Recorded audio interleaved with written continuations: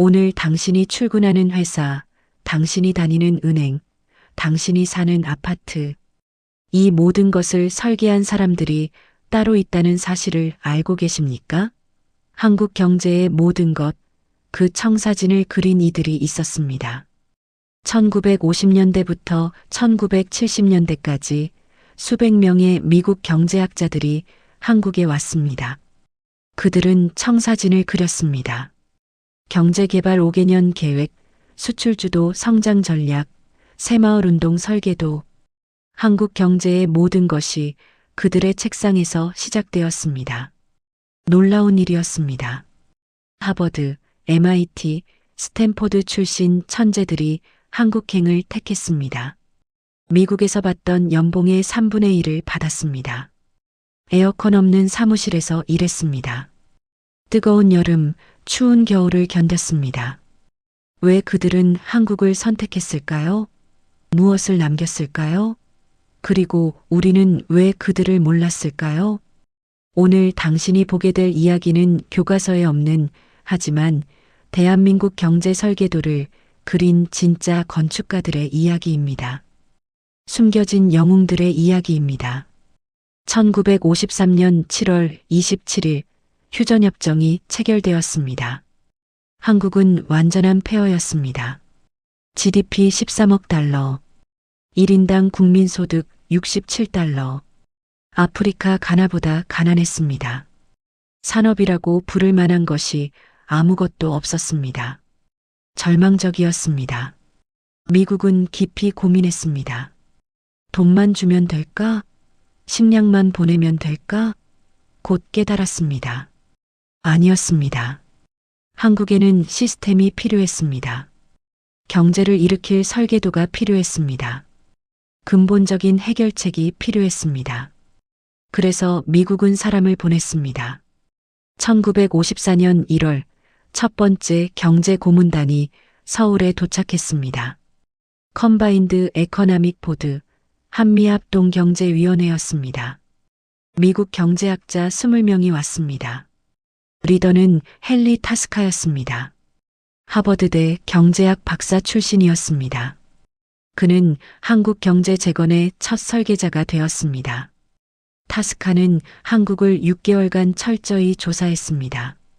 전국을 발로 돌아다녔습니다. 공장 폐허, 끊어진 철도, 파괴된 항만을 직접 눈으로 확인했습니다. 그는 500페이지 분량의 보고서를 썼습니다. 제목은 한국 경제 재건을 위한 마스터 플랜이었습니다. 한국 근대화의 첫 설계도였습니다. 보고서의 핵심은 명확했습니다. 한국은 농업국으로 남을 수 없다. 반드시 공업화해야 한다. 수출해야 한다. 그러려면 인프라가 필요하다. 이것이 한국 산업화의 첫 번째 청사진이었습니다. 모든 것은 여기서 시작되었습니다. 1955년 타스카의 제안으로 한국산업은행이 설립되었습니다. 산업 자금을 대출하는 전문 은행이었습니다. 미국이 초기 자본 500만 달러를 지원했습니다. 미국 은행가 5명이 직접 와서 한국인 은행원들을 1년간 훈련시켰습니다. 한국 금융의 근간이 만들어지는 순간이었습니다. 같은 해 한국 전력이 재편되었습니다. 미국 전력 전문가 팀이 와서 발전소 복구 계획을 세웠습니다. 전기가 없으면 공장을 돌릴 수 없다. 그들은 치밀한 3년 계획을 수립했습니다. 1958년까지 전력 생산량을 3배 증가시킨다는 목표였습니다. 그리고 실제로 해냈습니다. 1957년 새로운 경제 고문이 한국에 도착했습니다. 네이선 연구소의 루이스 네이선이었습니다. MIT 출신 경제학자였습니다. 그는 특별한 임무를 받았습니다. 한국의 장기 경제 개발 계획을 만들어라. 미국 정부가 그에게 준 미션이었습니다. 네이선은 강력한 팀을 꾸렸습니다. 미국 경제학자 15명, 한국 경제학자 30명이 모였습니다. 그들은 1년간 한국 경제를 뼈대까지 분석했습니다. 산업별 생산 능력, 무역 수지, 인구 구조, 교육 수준까지 모든 데이터를 수집하고 분석했습니다. 철저했습니다. 1958년 네이선 보고서가 세상에 나왔습니다. 정식 명칭은 한국경제재건계획이었습니다. 1000페이지가 넘는 방대한 분량이었습니다. 이 보고서가 훗날 경제개발 5개년 계획의 토대가 되었습니다. 한국 경제의 교과서였습니다. 네이선 보고서의 핵심 전략은 명확한 세 가지였습니다. 첫째, 경공업부터 시작하라. 섬유, 신발, 가발 같은 노동 집약 산업. 둘째, 수출하라. 내수 시장은 너무 작다. 셋째, 교육에 투자하라. 한국의 자원은 사람이다. 이 세 가지 원칙이 한국을 바꿨습니다. 1960년 4.19 혁명이 일어났습니다. 이승만 정부가 무너졌습니다. 1961년 5.16 군사정변이 발생했습니다. 박정희가 집권했습니다. 정치적으로는 혼란의 시기였습니다.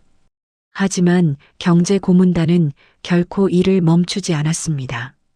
묵묵히 계획을 세웠습니다. 1962년 박정희 정부는 제1차 경제개발 5개년 계획을 발표했습니다. 네이선 보고서를 기반으로 만든 계획이었습니다. 목표는 대단히 명확했습니다.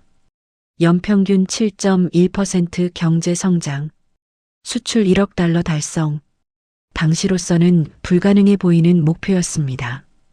이 야심찬 계획을 실행하기 위해 미국은 더 많은 전문가를 한국에 보냈습니다. ARD 경제고문단이 50명으로 대폭 확대되었습니다. 그들은 한국 정부 부처 곳곳에 배치되었습니다. 재무부, 상공부, 경제기획원, 한국 관료들과 책상을 나란히 하고 함께 일했습니다. 1962년 가을, 제임스 킬렌이 한국에 도착했습니다. 스탠포드대 출신 무역 전문가였습니다. 그의 임무는 단 한 가지였습니다. 한국 수출을 늘려라. 당시 한국 연간 수출액은 고작 5천만 달러에 불과했습니다. 절망적인 수준이었습니다. 킬렌은 한국 기업인들을 직접 찾아다녔습니다.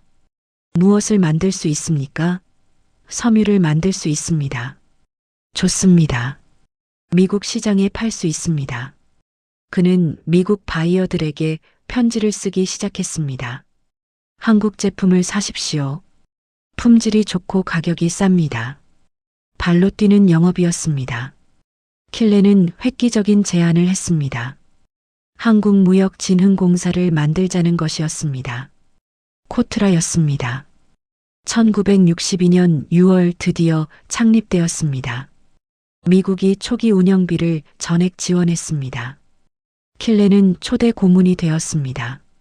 그는 5년간 코트라를 키웠습니다. 1963년 기적이 일어났습니다.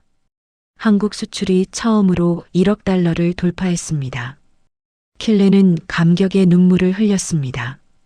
해냈습니다. 한국이 해냈습니다. 박정희 대통령은 킬렌을 청와대로 초청했습니다. 감사패를 수여했습니다. 당신이 한국 수출의 문을 열었습니다. 1964년 새로운 도전이 시작되었습니다. 중화학공업이었습니다. 한국은 철강, 석유화학, 기계공업을 키우고 싶었습니다. 하지만 문제가 있었습니다. 기술이 전혀 없었습니다. 자본도 없었습니다. 막막했습니다. 미국은 최고 전문가들을 한국에 파견했습니다. 철강 전문가 존 스미스, 석유화학 전문가 로버트 존스, 기계공학 전문가 데이비드 브라운이 왔습니다. 그들은 한국에 3년 이상 머물렀습니다. 한국 기술자들을 손수 훈련시켰습니다. 존 스미스는 포항제철 건설 초기 계획에 깊이 참여했습니다. 그는 결정적인 타당성 보고서를 작성했습니다. 한국은 철광석과 석탄이 없다. 하지만 제철소를 만들 수 있다. 수입해서 만들고 수출하면 된다. 이 보고서가 포항제철 건설의 시작이었습니다. 1965년 한미 경제협력이 완전히 새로운 단계로 진입했습니다. 역사적인 브라운 각서가 체결되었습니다. 미국은 한국에 매년 1억 5천만 달러를 지원하기로 공식 약속했습니다. 조건은 딱 하나였습니다. 개혁하라. 효율적으로 사용하라. 브라운 각서의 주역은 월터 브라운 주한 미국 대사였습니다. 그는 경제학자 출신이었습니다. 그는 한국 정부에 매우 강하게 요구했습니다. 부패를 근절하라. 예산을 투명하게 집행하라. 그래야만 미국 의회를 설득할 수 있다. 단호했습니다. 한국 정부는 대대적으로 개혁을 단행했습니다. 1966년 국가재건 최고회의가 경제기획원으로 전면 개편되었습니다. 모든 경제정책이 이곳에서 수립되고 집행되었습니다. 미국 경제고문 10명이 경제기획원에 상주했습니다. 한국 경제 관료들과 책상을 나란히 하고 함께 밤을 새웠습니다. 1967년 경제고문단에 특별한 인물이 합류했습니다. 엘버트 워터스톤이었습니다. 세계은행 출신 개발 전문가였습니다. 그는 중요한 임무를 맡았습니다. 농촌 개발. 당시 한국 농촌은 여전히 극심한 가난에 시달리고 있었습니다. 워터스톤은 전국 농촌을 직접 발로 돌아다녔습니다. 6개월간 무려 200개 마을을 방문했습니다. 농민들과 직접 이야기를 나눴습니다. 무엇이 필요합니까? 도로가 필요합니다. 전기가 필요합니다. 수리시설이 필요합니다. 그는 모든 것을 기록했습니다. 그리고 보고서를 작성했습니다. 농촌 근대화 종합계획이었습니다. 이 보고서가 훗날 박정희 대통령의 새마을운동 청사진이 되었습니다. 1970년 새마을운동이 시작되었을 때 워터스톤의 보고서가 핵심 지침서였습니다. 마을도로 포장, 지분 개량, 소득 증대 사업 계획. 모든 것이 그의 치밀한 계획에서 나왔습니다. 1968년 한국 경제가 드디어 본격적으로 이륙하기 시작했습니다. GDP 성장률 11%를 기록했습니다. 수출이 5억 달러를 돌파했습니다. 외국인 투자가 급증했습니다. 숫자가 모든 것을 증명했습니다. 경제고문단의 전략이 완벽하게 작동하고 있었습니다. 하지만 심각한 문제도 발생했습니다. 인플레이션이 위험 수준으로 치솟았습니다. 1968년 물가 상승률이 15%를 기록했습니다. 국민들이 고통받았습니다. 경제고문단은 긴급회의를 소집했습니다. 즉시 통화 정책을 조여야 합니다. 미국 경제학자 리처드 스나이더가 한국은행 수석 고문으로 긴급 파견되었습니다. 그는 한국은행 총재에게 단호하게 조언했습니다. 금리를 대폭 올리십시오. 통화 공급을 줄이십시오. 한국은행은 그의 조언을 따랐습니다. 1년 후 물가가 극적으로 안정되었습니다. 1969년 경제고문단은 혁신적인 새 프로젝트를 시작했습니다. 수출 자유지역 조성 계획이었습니다. 외국 기업이 한국에 공장을 짓고 세금 혜택을 받으며 자유롭게 수출할 수 있는 특별 경제구역이었습니다. 획기적인 아이디어였습니다. 미국 도시계획 전문가 마이클 존슨이 현장 조사를 위해 파견되었습니다. 그는 마산, 익산, 구미를 꼼꼼히 조사했습니다. 최종 결론은 마산이었습니다. 항만이 가깝고 교통이 편리하고 노동력이 풍부합니다. 1970년 마산 수출 자유지역이 성대하게 개장했습니다. 1970년대 들어 경제고문단의 역할이 점진적으로 변화했습니다. 이제 한국은 조언만 듣는 수준이 아니었습니다. 스스로 계획하고 실행하는 능력을 갖췄습니다. 경제기획원 관료들이 세계 수준의 능력을 키웠습니다. 경제고문단은 서서히 뒤로 물러났습니다. 하지만 국가적 위기 순간에는 여전히 그들이 있었습니다. 1973년 오일 쇼크가 전 세계를 강타했습니다. 석유 가격이 하루아침에 4배 폭등했습니다. 한국 경제가 크게 흔들렸습니다. 수입 비용이 급증했습니다. 위기였습니다. AID 수석 경제고문 폴 에클스가 긴급 대책을 제시했습니다. 중동 건설 시장에 적극 진출하십시오. 석유 달러를 벌어오십시오. 한국 정부는 즉시 따랐습니다. 1974년부터 중동 건설 붐이 시작되었습니다. 위기를 기회로 바꾼 순간이었습니다. 1975년 또 다른 충격적인 위기가 왔습니다. 베트남 패망이었습니다. 미군이 철수했습니다. 한국군도 철수했습니다. 베트남에서 벌어들이던 귀중한 외화가 완전히 끊겼습니다. 연간 10억 달러였습니다. 엄청난 손실이었습니다. 경제고문단은 신속하게 대안을 제시했습니다. 수출을 더욱 공격적으로 늘리십시오. 중화학공업을 가속화하십시오. 1975년 박정희 대통령은 역사적인 중화학공업 선언을 했습니다. 그 배경에는 경제고문단이 작성한 치밀한 보고서가 있었습니다. 1976년 경제고문단의 마지막 대형 프로젝트가 주어졌습니다. 한국 금융 시스템 현대화 프로젝트였습니다. 당시 한국 은행들은 여전히 비효율적이었습니다. 정부가 모든 것을 직접 통제했습니다. 시장 원리가 작동하지 않았습니다. 미국 금융 전문가 데이비드 콜이 2년 임기로 파견되었습니다. 그는 2년간 한국 금융 시스템을 철저히 분석했습니다. 1978년 방대한 금융개혁 권고안을 제출했습니다. 은행의 자율성을 주십시오. 시장 경쟁을 허용하십시오. 핵심 메시지였습니다. 한국 정부는 부분적으로 수용했습니다. 즉각적인 완전 개방은 어려웠습니다. 하지만 1980년대 금융 자율화에 중요한 씨앗이 뿌려졌습니다. 놀랍게도 콜의 권고안은 30년이 지난 후에도 한국 금융개혁의 중요한 참고 자료로 활용되었습니다. 1979년 10월 26일 박정희 대통령이 갑작스럽게 서거했습니다. 한국이 극심한 정치적 혼란에 빠졌습니다. 경제도 크게 흔들렸습니다. GDP 성장률이 사상 처음으로 마이너스로 떨어졌습니다. 1980년 마이너스 1.5%. 암울했습니다. 경제고문단은 한국을 결코 떠나지 않았습니다. 오히려 더욱 적극적으로 조언했습니다.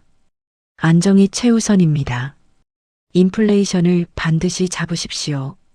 정치적 불확실성을 최소화하십시오. 한국은 그들의 조언을 따라 위기를 간신히 넘겼습니다. 1980년대 들어 AID 경제고문단이 점차 축소되기 시작했습니다. 1981년 50명이던 고문단이 1985년에는 20명으로 줄었습니다. 더 이상 한국에 많은 고문이 필요하지 않았습니다. 한국이 이제 스스로 충분히 할 수 있었기 때문입니다. 1987년 역사적인 순간이 왔습니다. AID 한국 사무소가 공식 폐쇄되었습니다. 33년간의 긴밀한 경제 협력이 막을 내렸습니다. 마지막 수석 고문 에드워드 그린은 감동적인 고별사를 남겼습니다. 한국은 이제 선생이 필요 없습니다. 스스로 가르칠 수 있습니다. 1996년 한국은 마침내 OECD에 가입했습니다. 선진국 클럽에 정식으로 입성했습니다. 그해 한국 GDP는 5천억 달러였습니다. 1953년 13억 달러에 무려 380배였습니다. 진정한 기적이 완성되었습니다. 2010년 한국 정부는 감동적인 행사를 열었습니다. 역대 미국 경제 고문들을 한국으로 초청했습니다. 한국 경제 60년 감사의 밤 행사였습니다. 80세에서 90세가 된 노인들이 서울에 다시 왔습니다. 헨리 타스카의 아들 제임스 킬렌의 미망인도 참석했습니다. 행사장에서 한국경제부총리는 눈물을 글썽이며 말했습니다. 여러분이 그린 정확한 설계도 위에 우리가 집을 지었습니다. 여러분 없이는 한강의 기적도 결코 없었을 것입니다. 참석한 모든 사람들이 울었습니다. 감동의 순간이었습니다. 제임스 킬렌의 미망인은 남편이 1965년에 쓴 편지를 공개했습니다. 여보, 한국 사람들은 정말 대단해요. 배우려는 열정이 불처럼 타올라요. 내가 가르친 것을 즉시 실행에 옮겨요. 이 나라는 반드시 성공할 거예요. 나는 확신합니다. 남편의 예언이 맞았습니다. 엘버트 워터스톤의 아들은 아버지의 낡은 일기장을 한국 정부에 기증했습니다. 1968년 일기에는 이렇게 적혀 있었습니다. 오늘 농민들과 함께 논에 직접 들어갔다. 그들은 진심으로 변화를 원한다. 더 나은 삶을 간절히 원한다. 내가 그들을 도울 수 있어서 정말 영광이다. 2015년 한국개발연구원 KDI은 특별 연구를 발표했습니다. 미국 경제고문단이 한국 경제에 미친 영향. 결론은 명확했습니다. 그들 없이 한국의 고속 성장은 불가능했을 것이다. 연구는 구체적 기여를 나열했습니다. 경제개발 5개년 계획 수립 지원, 수출 주도, 성장 전략 설계, 코트라 설립, 산업은행 설립, 농촌 개발 계획, 금융 시스템 현대화. 모든 것이 그들의 손에서 나왔습니다. 하지만 그들은 결코 전면에 나서지 않았습니다. 언론 인터뷰를 극구 거절했습니다. 모든 공을 한국인에게 돌렸습니다. 헨리 타스카는 1980년 은퇴 인터뷰에서 겸손하게 말했습니다. 우리는 단지 조언했을 뿐입니다. 실제로 실행한 것은 위대한 한국인들입니다. 제임스 킬렌은 1990년 회고록에서 진심을 담아 이렇게 썼습니다. 한국에서 보낸 5년은 내 인생에서 가장 빛나는 시간이었다. 한국인들의 불타는 열정과 헌신을 보며 나 자신도 더욱 열심히 일하게 되었다. 한국이 나를 가르쳤다. 오늘날 한국은 세계 10위 경제 대국입니다. GDP 1조 7천억 달러, 1인당 국민소득 3만 5천 달러, 수출 6천억 달러. 삼성, LG, 현대가 세계적인 기업입니다. 이 모든 찬란한 성과의 최초 설계도를 그린 사람들이 있었습니다. 수백 명의 미국 경제학자들. 그들은 한국에서 3년, 5년, 어떤 이는 10년을 보냈습니다. 미국 연봉의 3분의 1을 받으며 에어컨 없는 사무실에서 한국 관료들과 밤을 새우며 일했습니다. 왜 그랬을까요? 한국의 무한한 가능성을 믿었기 때문입니다. 이 영상이 도움이 되셨다면 구독 버튼을 꼭 눌러주시고 이 영상을 소중한 분들에게 공유하여 국위선양에 힘써 주십시오. 한국 근대화를 설계한 이름 없는 진짜 건축가들. 그들을 기억하는 것, 그것이 우리가 할 수 있는 최소한의 예의입니다. 감사합니다. 오늘 당신이 누리는 대한민국을 누가 만들었을까요? 포항제철, 경부고속도로, 88올림픽. 한강의 기적이라 불리는 이 모든 것 뒤에는 우리가 모르는 이름들이 있습니다. 1950년부터 1990년까지 40년간 미국은 한국에 총 60억 달러를 지원했습니다. 당시 금액으로 환산하면 현재 600억 달러, 우리 돈 80조 원입니다. 하지만 돈만 준 것이 아니었습니다. 수천 명의 미국인 의사, 기술자, 교사들이 전쟁으로 폐허가 된 한국에 왔습니다. 그들은 왜 왔을까요? 무엇을 주었을까요? 우리는 왜 그들을 잊었을까요? 오늘 당신이 보게 될 이야기는 교과서에 없는, 하지만 대한민국의 심장을 만든 진짜 역사입니다. 1953년 7월 27일 휴전협정이 체결되었습니다. 3년간의 전쟁이 끝났습니다. 하지만 한반도는 지옥이었습니다. 서울 인구의 80%가 도시를 떠났고 남아있는 건물 중 온전한 것은 10%도 되지 않았습니다. 전국 산업시설의 43%가 파괴되었습니다. 철도의 60%가 끊겼습니다. 도로는 폭격으로 구멍투성이었습니다. 1953년 한국의 1인당 국민소득은 67달러, 세계 최빈국이었습니다. 아프리카 가나보다 가난했습니다. 300만 명이 전쟁으로 죽었습니다. 1000만 명이 이산 가족이 되었습니다. 전 국민의 절반이 가족을 잃었습니다. 굶주림이 일상이었고 거리에는 국어라는 전쟁고와 10만 명이 넘게 떠돌았습니다. 겨울이 오면 동사자가 속출했습니다. 난방할 연탄도 입을 옷도 없었습니다. 병원은 약이 없어 환자를 돌려보냈습니다. 국제사회는 한국을 포기했습니다. 유엔 경제 전문가들은 보고서에 썼습니다. 한국은 최소 50년간 자립이 불가능하다. 하지만 한 나라가 손을 내밀었습니다. 미국이었습니다. 1953년 8월 휴전 직후 미국 국무부는 긴급 원조 계획을 발표했습니다. 코드명 플랜 포 코리어, 한국 재건 프로젝트였습니다. 드와이트 아이젠하워 대통령은 의회에서 연설했습니다. 한국인들은 자유를 위해 싸웠습니다. 우리는 그들이 다시 일어서도록 도와야 합니다.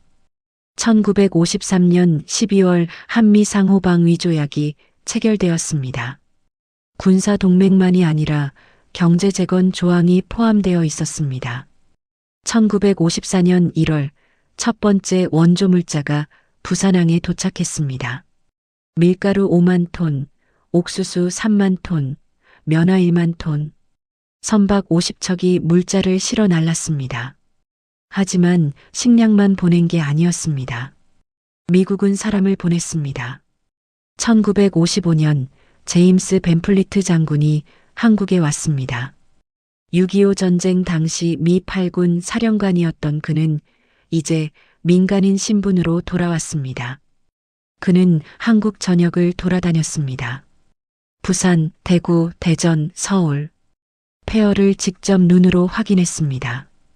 벤플리트는 미국 의회에 200페이지 분량의 보고서를 제출했습니다. 제목은 한국은 살 수 있다. 구체적인 재건 계획이 담겨 있었습니다. 그의 제안으로 한국 재건단이 만들어졌습니다.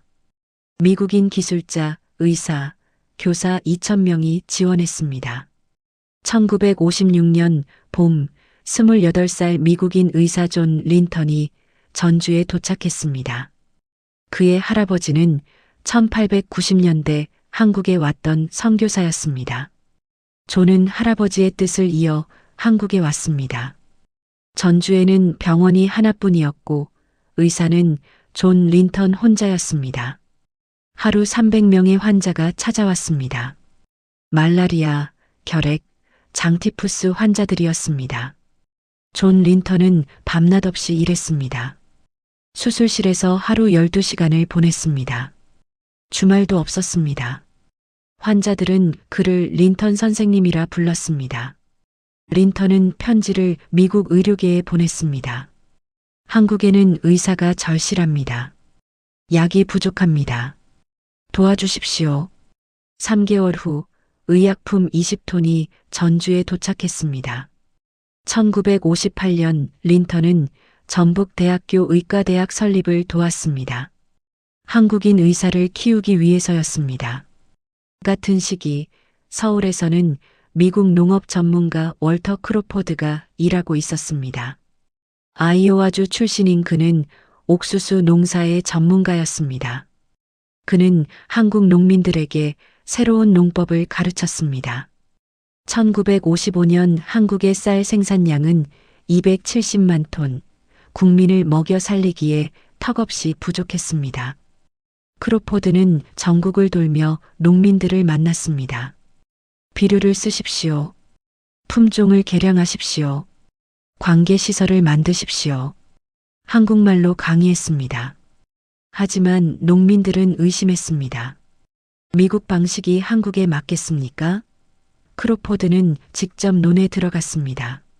3년 후 그가 지도한 마을의 쌀 생산량이 2배로 늘었습니다. 소문이 퍼졌습니다. 전국에서 농민들이 찾아왔습니다. 크로포드는 5년간 500개 마을을 돌아다녔습니다. 그의 노력으로 1960년 쌀 생산량은 350만 톤으로 증가했습니다. 1960년 USAID가 본격적으로 한국 지원을 시작했습니다.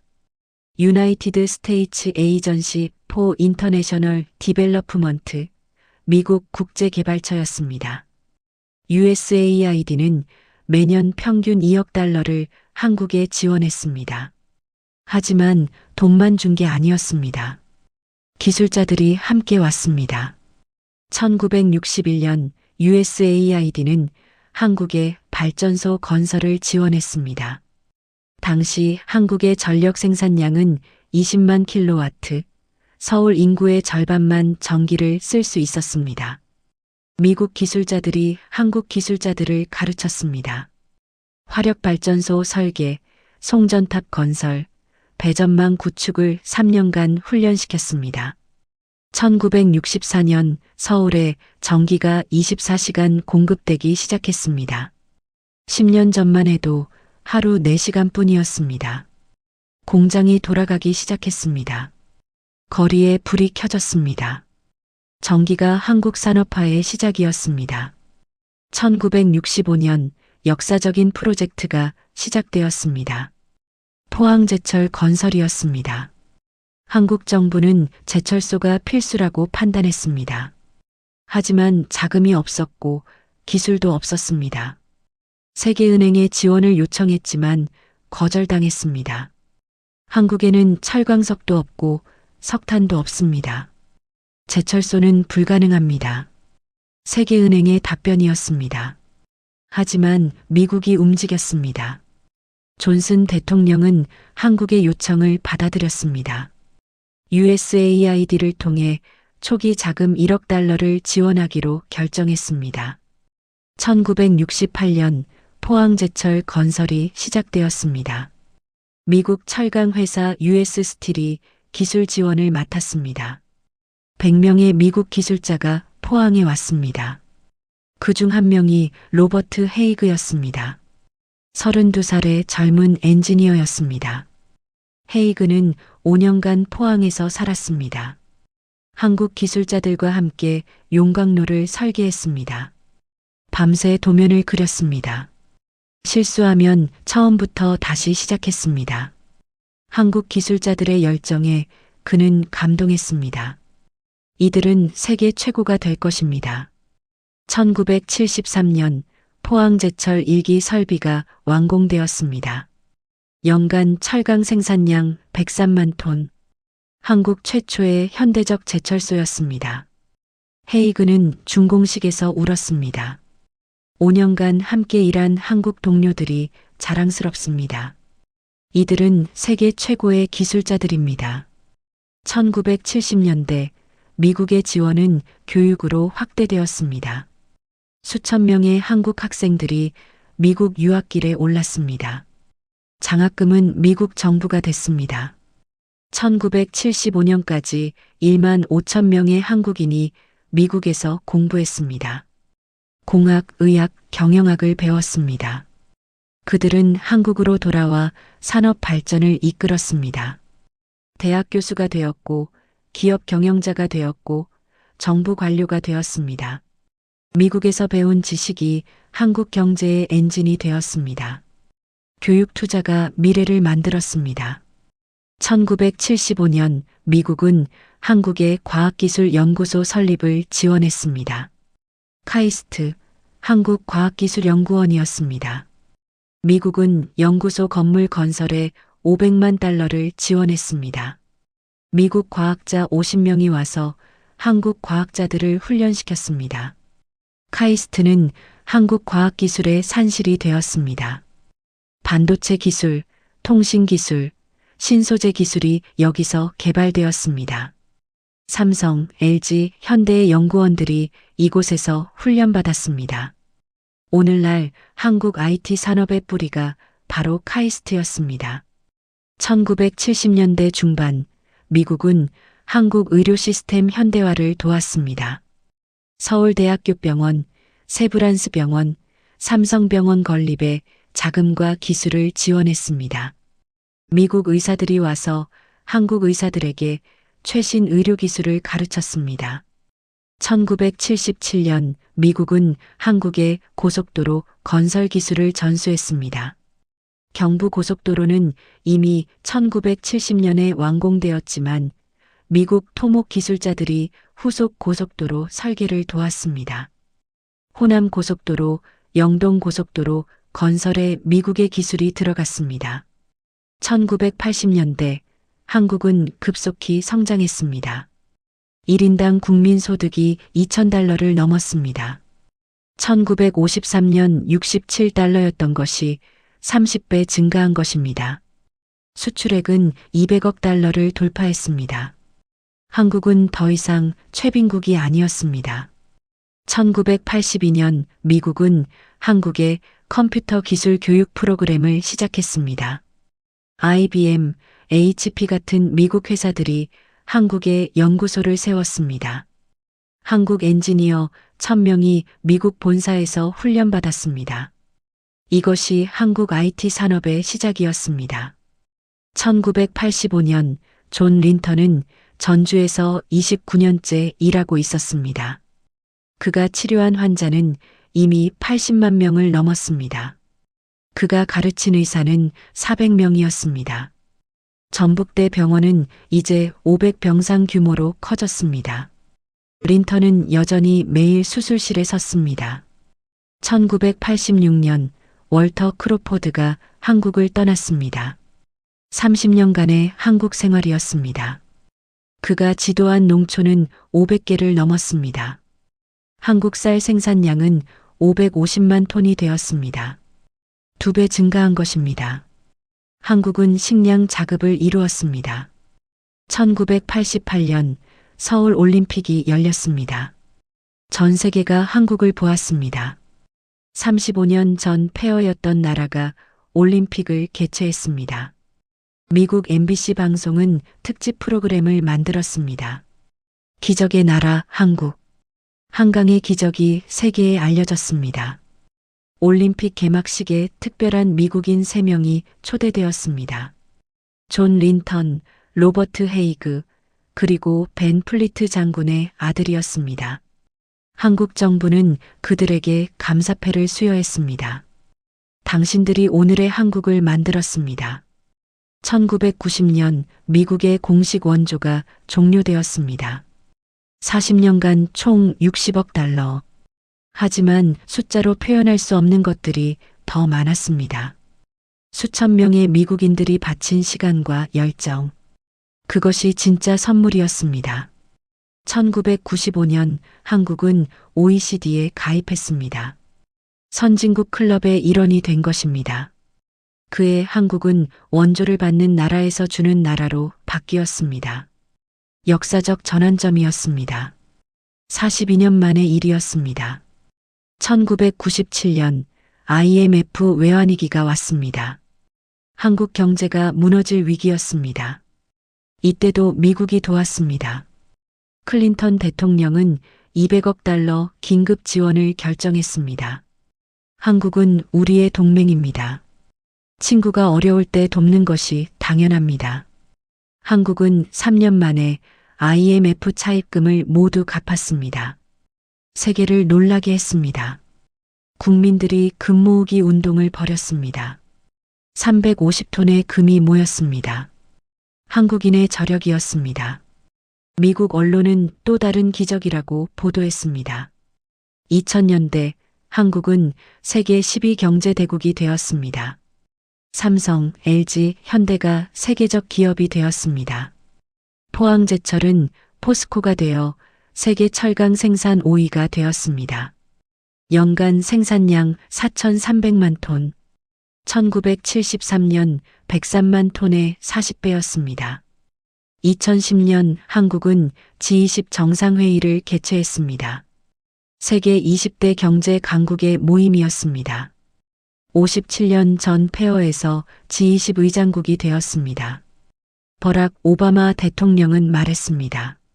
한국은 원조의 기적입니다. 받는 나라에서 주는 나라가 된 유일한 사례입니다. 2015년 존 린턴이 세상을 떠났습니다. 향년 87세. 한국에서 59년을 살았습니다. 그가 치료한 환자는 100만 명이 넘었습니다. 그가 키운 의사는 500명이었습니다. 전주 시민 10만 명이 장례식에 참석했습니다. 린턴의 장례식에서 한 환자가 말했습니다. 1956년 제가 말라리아로 죽어가고 있을 때 린턴 선생님이 구해주셨습니다. 저는 이제 70세입니다. 59년을 더 살았습니다. 선생님이 주신 생명입니다. 2018년 한국은 해외 원조 규모 세계 15위가 되었습니다. 연간 30억 달러를 아프리카, 아시아, 중남미에 지원했습니다. 한국은 의사, 기술자, 교사를 보냈습니다. 70년 전 미국인들이 한국에 했던 것처럼 2019년 94세가 된 로버트 헤이그가 포항을 재방문했습니다. 51년 만이었습니다. 포스코 본관 앞에는 작은 동판이 붙어 있었습니다. 1968년부터 1973년까지 이곳에서 미국 기술자들과 한국 기술자들이 함께 꿈을 만들었습니다. 헤이그는 동판 앞에서 묵념했습니다. 여기서 함께 일했던 한국 동료들이 그립습니다. 그들의 열정이 이 모든 것을 만들었습니다. 포스코 직원들이 그를 맞이했습니다. 1970년대 그와 함께 일했던 기술자들, 이제 80대가 된 그들은 헤이그의 손을 잡고 울었습니다. 헤이그 선생님, 우리는 선생님을 잊은 적이 없습니다. 선생님이 가르쳐 주신 것들이 오늘의 포스코를 만들었습니다. 헤이그는 대답했습니다. 아니요, 여러분의 노력이 만든 겁니다. 저는 단지 옆에 있었을 뿐입니다. 2020년 코로나19 팬데믹이 전 세계를 강타했습니다. 한국은 진단키트를 미국에 지원했습니다. 500만 개의 진단키트가 미국으로 갔습니다. 트럼프 대통령은 문재인 대통령에게 전화했습니다. 70년 전 우리가 도왔던 한국이 이제 우리를 돕습니다. 감사합니다. 한미동맹 70년. 사람들은 군사동맹만 생각합니다. 하지만 진짜 동맹은 사람과 사람 사이에 있었습니다. 수천 명의 미국인들이 한국의 재건을 도왔습니다. 의사, 기술자, 교사, 농업 전문가들. 그들은 월급이 적어도 환경이 열악해도 한국에 왔습니다. 그들은 왜 왔을까요? 존 린턴은 이렇게 말했습니다. 한국인들의 눈빛을 보았습니다. 다시 일어서겠다는 의지를 보았습니다. 도와야겠다고 생각했습니다. 로버트 헤이그는 이렇게 말했습니다. 한국 기술자들은 세계에서 가장 열심히 일하는 사람들이었습니다. 월터 크로포드는 이렇게 말했습니다. 한국 농민들은 배우려는 열정이 대단했습니다. 새벽 4시에 일어나 논에 나가는 사람들이었습니다. 그들의 노력이 기적을 만들었습니다. 한강의 기적은 한국인만 만든 것이 아니었습니다. 수천 명의 미국인들이 함께 만들었습니다. 60억 달러의 원조는 숫자에 불과합니다. 진짜 선물은 그들이 바친 시간과 열정이었습니다. 2,000명의 미국인 전문가들이 한국에서 평균 5년을 일했습니다. 1만 명의 인생이 한국 재건에 바쳐졌습니다. 오늘날 한국은 원조를 주는 나라가 되었습니다. 2023년 한국의 해외 원조 규모는 30억 달러입니다. 세계 15위 원조국입니다. 한국은 아프리카, 아시아, 중남미의 의사, 기술자, 교사를 보냅니다. 70년 전 미국인들이 한국에 했던 것처럼 역사는 순환합니다. 받은 것을 갚는 것이 아니라 다음 세대에게 전하는 것입니다. 한국이 세계에 주는 것은 70년 전 미국에서 받은 것의 연장입니다. 도움의 손길은 이렇게 세대를 넘어 전해집니다. 존 린턴, 로버트 헤이그, 월터 크로포드, 제임스 벤 플리트, 그리고 이름 없이 한국을 도운 수천 명의 미국인들. 그들은 통계가 아니라 사람이었습니다. 가족을 떠나 낯선 나라에서 한국의 미래를 위해 일한 사람들이었습니다. 오늘 당신이 누리는 모든 것 뒤에는 이름 없는 은인들이 있습니다. 포항제철의 철강, 전주병원의 치료, 논밭의 쌀. 그 모든 것 뒤에 미국인들의 헌신이 있었습니다. 그들을 기억하는 것, 그것이 우리가 할 수 있는 최소한의 예의입니다. 이 영상이 도움이 되셨다면 구독 버튼을 꼭 눌러주시고 역사를 사랑하시는 소중한 분들에게도 공유하여 주십시오. 당신의 나라 대한민국은 당신이 아는 것보다 훨씬 위대합니다. 그리고 그 위대함은 혼자 만든 것이 아니었습니다.